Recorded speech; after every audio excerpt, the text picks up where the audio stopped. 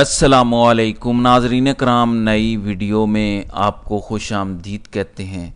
پاکستان میں بڑی تیزی سے حالات کو خراب کیا جا رہا ہے۔ اس وقت عدلیہ بمقابلہ اسٹیبلشمنٹ ایک بڑی جنگ کا آغاز ہو چکا ہے۔ عمران خان نے جس لڑائی کا آغاز کیا تھا، جس حقیقی آزادی مومنٹ کو چلایا تھا، اس میں عدلیہ نے اپنا بڑا حصہ ڈالا ہے۔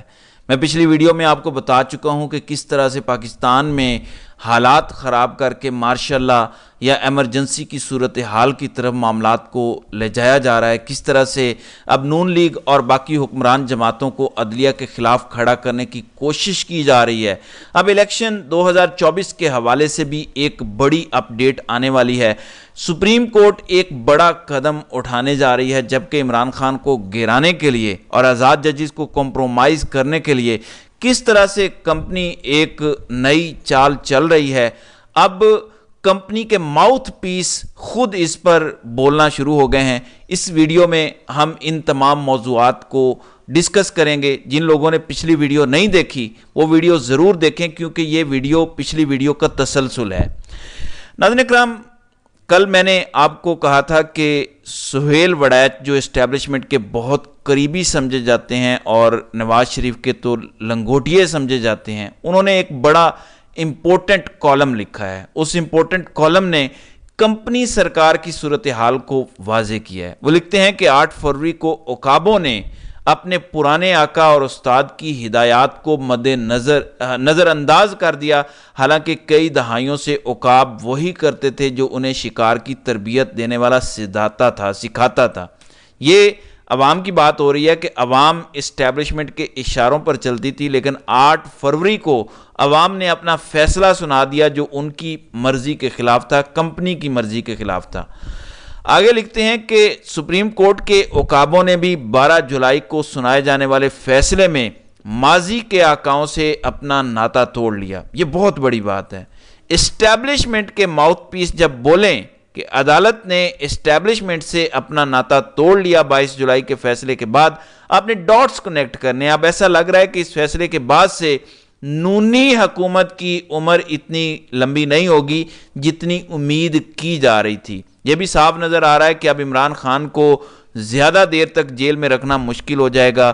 معاملہ سپریم کورٹ تک پہنچے گا تو اسے رہائی مل جائے گی، اور اگر تھوڑے تخیل سے کام لیں تو بآسانی یہ پیشن گوئی کی جا سکتی ہے کہ اگر کوئی حادثہ نہ آیا تو تحریک انصاف کو حکومت بھی ملے گی اور نونی حکومتوں کو گھر بھی جانا پڑے گا، اور وہ شاید اگلا انتخاب بھی نہ جیت سکیں۔ نونی حکومت کا ہدف 5 سال کی حکومت ہے، کیونکہ وہ پہلے معیشت کو ٹھیک کرنا چاہتے ہیں اور پھر وہ آخری 2 سال اپنے ووٹ بینک کو مضبوط کریں گے۔ لیکن اگر ان کی حکومت کی عمر مختصر ہو گئی اور یہ سارا سیٹ اپ لپیٹا گیا یا گر گیا تو نون کوئی کرشمہ نہیں دکھا پائے گی اور اقتدار خود بخود تحریک انصاف کی جھولی میں جا گرے گا۔ اب یہ ایک مکمل تحریر سہیل وڑیچ کی ہے جو یہ بتاتی ہے کہ در و دیوار ہل چکے ہیں۔ 8 فروری نے پہلے در و دیوار ہلائے اور اس کے بعد ججوں نے ہلانے شروع کیے، اور سپریم کورٹ کے فیصلے نے تو سونے پہ سہاگے کا کام کیا ہے۔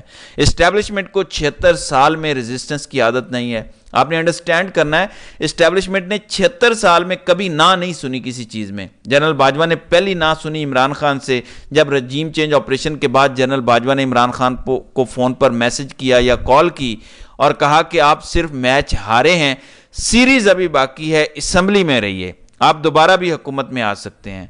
در حقیقت جنرل باجوہ کا یہ منصوبہ تھا، جو اب میری انڈرسٹینڈنگ ہے یا میں جو تجزیہ دے سکتا ہوں کہ عمران خان اور پی ٹی آئی اسمبلی میں رہے گی۔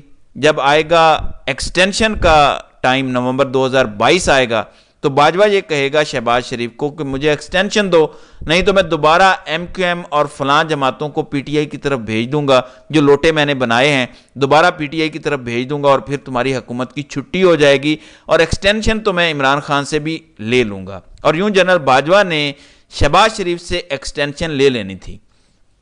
عمران خان نے جنرل باجوہ کی ایکسٹینشن کا پلان ناکام ایسے بنایا کہ عمران خان نے اسمبلیوں سے استعفے دے دیے۔ جنرل باجوہ کے پاس کوئی لیوریج نہیں تھی اس کے بعد، اس وجہ سے جنرل باجوہ کی ہو گئی چھٹی۔ اس کے ساتھ ساتھ نواز شریف 3-4 سال پہلے ہی موجودہ بادشاہ کے ساتھ ایک منصوبہ بنا کے بیٹھا تھا۔ इसी मौजूदा बादशाह ने 2019 में नवाज शरीफ को पहली तिब्बी बुनियादों पर ज़मानत लेकर दी थी। जब नवाज शरीफ जेल में था तब वो DGISI था और नवाज शरीफ की पहली बार तिब्बी बुनियादों पर ज़मानत हुई थी अदालतों से।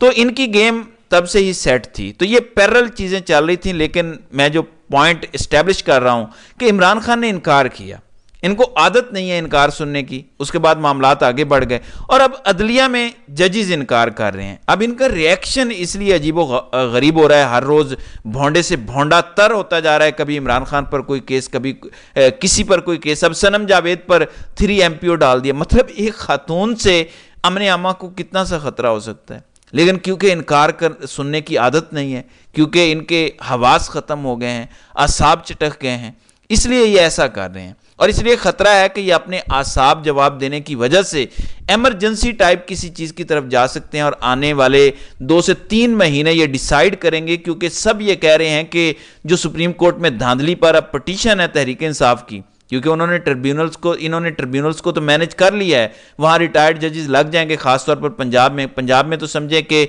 इन्होंने पर्दा डाल दिया है। पीछे रह गए इस्लामाबाद के ट्रिब्यूनल्स, वहाँ भी जस्टिस आमिर फारूक ने स्टे दे दिया है। लेकिन अगर एक लार्जर बेंच 184(3) के तहत सुन लेता है इस केस को कि धांधली हुई है और वहाँ पे सारे सबूत PTI अदालत के सामने रख देती है, वहाँ सारे फॉर्म्स सामने रख देती है और कहती है कि हमारे साथ ये धांधली हुई है, इस तरह नताइज तब्दील किए गए, ये वीडियोज़ हैं, ये पहले हुआ, ये दरमियान में हुआ, ये बाद में हुआ।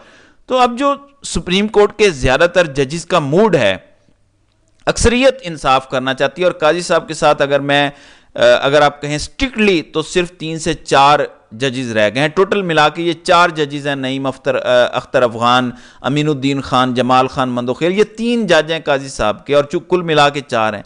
बाकी कोई भी जज अब सुप्रीम कोर्ट में काजी साहब के साथ नहीं है। तो ऐसी पिटीशन में अगर एक लार्जर बेंच बन जाता है, जो कि वो कमेटी बनाएगी जिसमें जस्टिस मुनीब अख्तर और मंसूर अली शाह भी हैं, तो यकीनन इससे पॉजिटिव रिजल्ट निकल सकता है। तो अगले 3 से 4 महीने बड़े इंपॉर्टेंट हैं। इस दौरान अदलिया अगर डट के खड़ी रही, अगर स्टैंड ले गई, अगर दबाव में ना आई, तो पाकिस्तान तहरीक इंसाफ को मैंडेट वापस मिल सकता है या ये निज़ाम गिर सकता है। वन और द अदर ये होने जा रहा है। निज़ाम गिरने का मतलब है कि आइन लपेट दिया जाएगा, अदालतें लपेट दी जाएंगी और मार्शल लॉ लगा दिया जाएगा। लेकिन टाइम लाइन बड़ी इंपॉर्टेंट है। ये मार्शल लॉ ट्रंप के प्रेसिडेंट बनने से पहले लगेगा, बाद में नहीं लगेगा। ज़्यादा चांसेस ये हैं कि अमेरिकी इलेक्शन से पहले लगेगा, काजी फायजी साहब के रिटायर होने से पहले लगेगा। ये बड़ा इंपॉर्टेंट नुक्ता है। अगर ये लगा, अगर एमरजेंसी लगी या मार्शल लॉ लगा, तो ये दो चीज़ों से पहले लगेगा। यानी सितंबर का महीना बड़ा इंपॉर्टेंट है। मैक्सिमम आप वहाँ तक देख सकते हैं सितंबर, और फिर काजी साहब ने अक्टूबर में रिटायर हो जाना है। जिस दिन 26 अक्टूबर का सूरज चढ़ेगा और काजी साहब रिटायर हो चुके होंगे, उसके बाद आप ये यकीन से कह सकते हैं कि अब मार्शल लॉ नहीं लगेगा, क्योंकि उसके बाद अदलिया ने किसी मार्शल लॉ को इंडोर्स नहीं करना, किसी इमरजेंसी को इंडोर्स नहीं करना।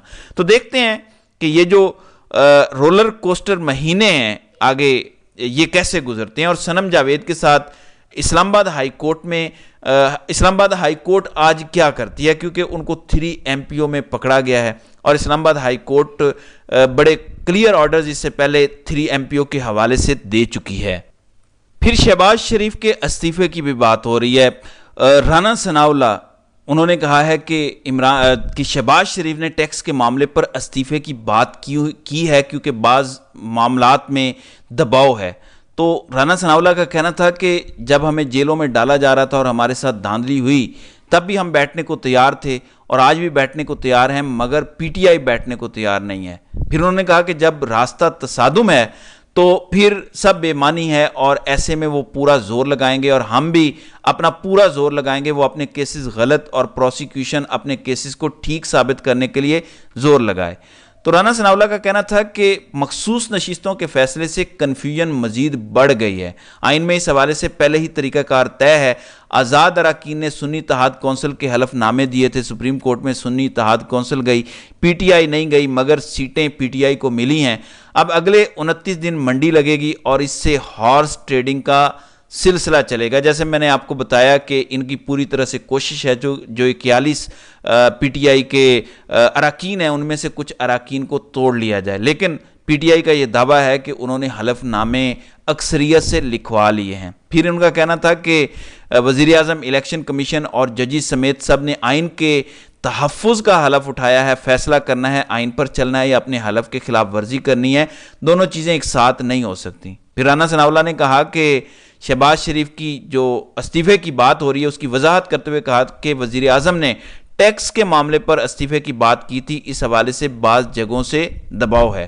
تو یہ سمجھا جا سکتا ہے کہ شہباز شریف پر بھی دباؤ ڈالا جا رہا ہے کہ وہ استعفیٰ دے دیں۔ ایک جانب ماشاء اللہ کی بات ہو رہی ہے، ایک جانب استعفوں کی بات ہو رہی ہے، تو دیکھتے ہیں کہ آئندہ آنے والے دنوں میں اس سے کیا نکل کر سامنے آتا ہے۔ تو ناظرین کرام، آپ کی اس ویڈیو کے حوالے سے کیا رائے ہے؟